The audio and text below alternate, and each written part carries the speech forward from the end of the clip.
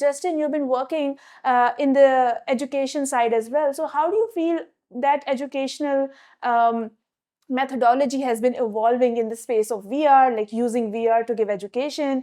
Or maybe there should be more projects perhaps that can link the chatbots, virtual assistant in like virtual environments, just to assist that process forward. Because again, when we say education, especially STEM education, one thing that I personally feel should be integrated more is that we give access to more audiences. We bring more people towards education. So how can we do that by using these technologies that we have today?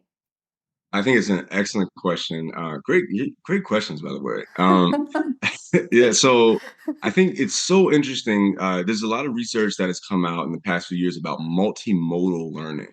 And essentially what that means is instead of like, for example, if you're reading about a science phenomenon, let's say you're reading about like igneous and metamorphic rocks, and you're just reading that information on a piece of paper, right? You may not retain it as well as if you're immersed inside of a VR experience, get to see what the rocks look like, touch them, maybe see some text pop up about them, hear a voice talking to you about them, right? Like like the more immersed you are in your learning, the higher quality your retention of the material.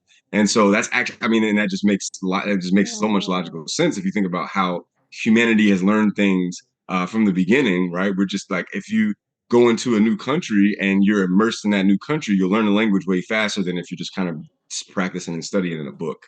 When it comes to like teaching people, like we're in this information age where high quality and quantities of information need to be taught to people quickly and accurately. Yes. And in those spaces, we definitely need more of that VR, XR kind of immersive educational content. And when I kind of saw that bigger picture as I started studying about these new technologies, I was like, this is the forefront of my field. And if I want to actually be like a pioneer and an innovator, which in some ways I feel inspired to be, I have to keep pushing boundaries here, right? And so that means that I may not always be the person that everybody understands, right? I might be the weirdo with these creative ideas that seem far out. And that's actually the beginning of my career. I felt like was mostly that. And then I think now that this whole AI revolution has occurred, and some of these other technologies have kind of become a little more mainstream, the things that I've been talking about for years are now front of mind for people because one, they're fearful about losing their jobs. But two, I think they recognize how effective and impactful these technologies can be.